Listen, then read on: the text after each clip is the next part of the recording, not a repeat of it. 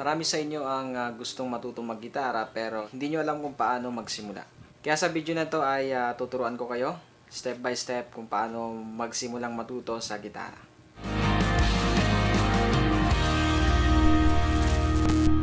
Kumusta mga katupa? Isang panibagong video na naman ang inyong nakikita. So, ang video na to ay para sa mga talagang beginner talaga na gustong matutong maggitara at wala silang pambayad sa tutor or wala silang mahanap na magtuturo sa kanila. Kaya itong video na to ay sana makatulong sa inyo na sa mga gusto dyan na matutong mag-gitara. Hindi na natin patatagalin pa ang video na to. Simulan na natin. Okay, so unang-una, sa beginner, syempre kailangan mong malaman yung ilang parts dito sa gitara or lahat na ng parts kung gusto mo matutunan. So, syempre ito yung body ng gitara. Yan. Then, meron tayong strings, of course. So, meron tayong 6 na strings dito sa gitara. Dito sa upper part natin ay meron tayong tuning pegs, ang tinatawag dito. Itong pang-tune. Iniikot natin yan para sa pagtutono ng gitara. Then, of course, isa sa napakalaga dito, mga katupa, ay yung frets. Itong bawat square ay tinatawag na guitar frets. Yan, makikita nyo dyan sa yung bakal na yan. Yan yung naghahati sa kanila para magkaroon ng frets. Halimbawa, ito ay unang fret or first fret. So, in English ko lang yon. Then, second fret. Yan, yung box na yan. Yan yung dapat nyong tandaan. Third fret, so on and so forth. So, mahalaga yan na makabisado mo. Siyempre, hindi naman mahirap sa uluhin yan. Kasi ito ang una, pangalawa, then hanggang sa pababa. Kung bakit ito mahalaga na makabisado nyo para ito sa paglalagay ng fingers natin sa pagbuo ng chords. Para hindi kayo kung kahit saan-saan na napupunta. Yan, sa mga bago talaga, minsan di maiwasan na kahit saan na napupunta yung mga daliri. Kaya tandaan nyo yung fretboards natin or yung frets. Ibalikan natin yung strings natin. Itong 6 na strings. Of course, simula sa baba, ito yung first string. Hanggang sa taas ay pang 6th, of course, kasi 6 lang sila. Then, yung strings na to ay may mga pangalan sila. May letter. So, itong first string natin, tandaan, high E string. Kumbaga mataas na E string. Letter E yan na string. Yung sumunod sa kanya, yung second string ay B string. Yung pangatlo naman, third string of course ay G string. Pang-apat ay D string. Pang-lima, A string. At pang-anim, low E string. Okay, so tandaan nyo lang yung strings natin na yan. Dahil kung anong sasabihin ko mamaya, pwede nyo isulat kung saan ipoposition natin yung ating fingers. Para sa pagbuo ng apat na chords na ibibigay ko sa inyo na dapat nyo matutunan. Then kapag natutunan nyo yan, matututo na kayo mag-gitara, marunong na kayo mag-gitara. Explore nyo na lang yung matutunan ninyo sa video na to. So bago ko malimutan pala mga katupa, kailangan yung gitara nyo ay nakatono ng standard.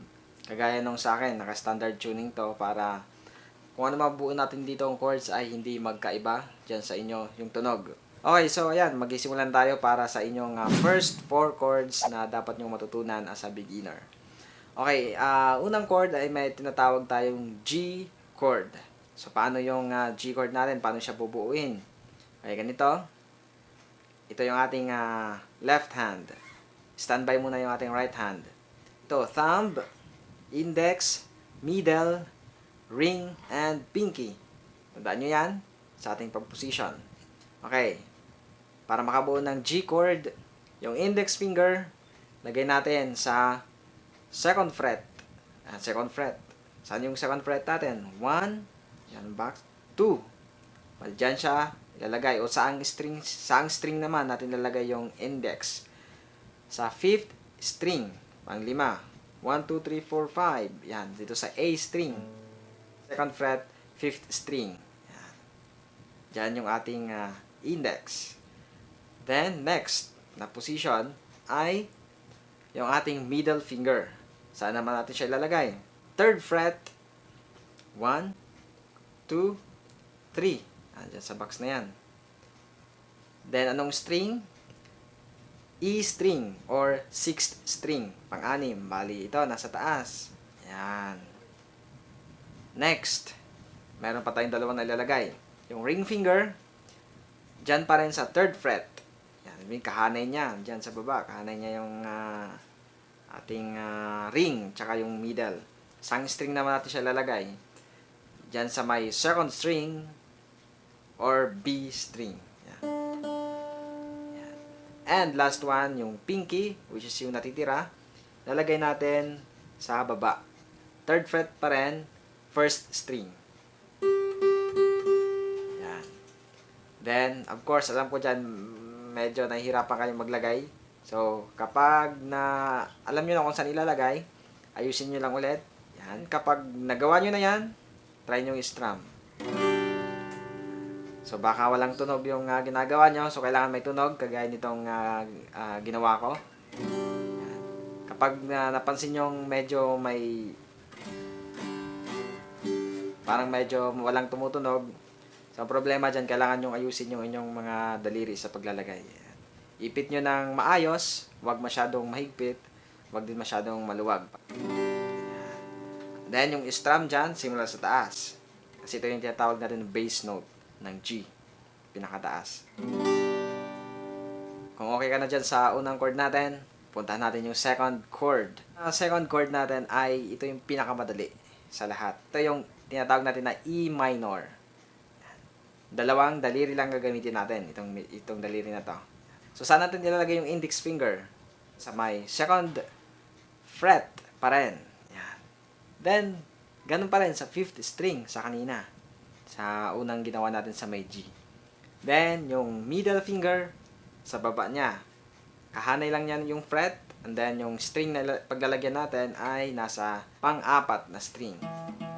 Strum mo simula sa taas, baba. Yan. Next chord, meron tayong tinatawag na C chord. Medyo challenging to kasi kailangan ma-stretch yung iyong daliri. Okay, saan naman natin ilalagay yung ating index finger? Yung ating index ay sa may 1st fret, 2nd string, or B string. Yan siya nakalagay. Yung ating middle finger sa 2nd fret, 4th string. Yan. Then, last one na ilalagay natin na daliri ay yung ring finger. Dito sa 3rd fret and 5th string. Dito sa may A string or 5th string.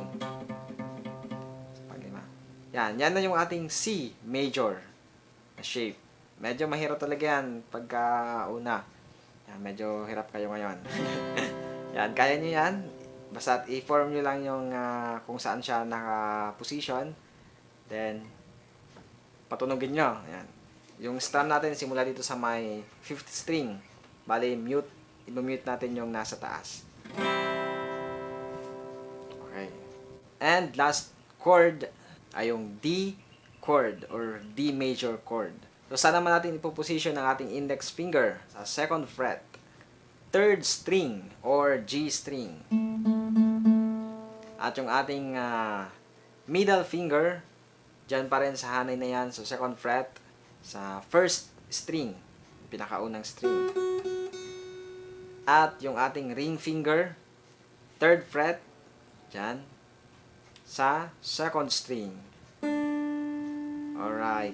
So, itong ating bass note nasa 4th string. Simula dyan ang pag-strum natin. Ngayon, alam mo na yung 4 na chords. Bibigyan kita ng napaka-basic na strumming pattern. Then, kapag natapos mo na to, pwede mong panoorin yung video ko about sa mga strumming patterns na pwede mong magamit. Pero as of now, ito muna ang gamitin mo para hindi ka mahirapan. So, ang strumming ay puro down. 4 na down. Okay? So, sabayin niyo ako. 1, 2, 3, 4. Of course, simula tayo dun sa unang chord na natutunan mo. Yung G chord. 1, 2, 3, go! 1, 2, 3, 4. Then, lilipat ka ngayon. sa another chord, which is mahirap talaga sa una. Sige, tanggalin mo lang yung tatlo. Ito, 1, 2, 3. Itira mo yung index. Tanggalin. Then, ilalagay mo na yung index dyan sa may katabi niya sa baba para yung E minor natin. 2, 3, 4. Lipat. Ang tatanggalin mo dyan, yung index. Titira mo naman yung middle.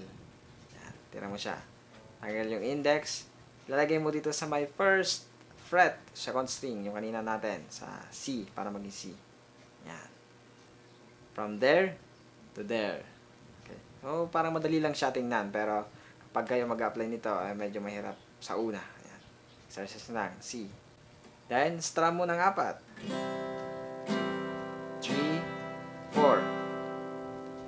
Switch to last chord, the D. Ngayon, tatanggalin natin sila lahat para bumuo ng D. Form natin yung D. Yan.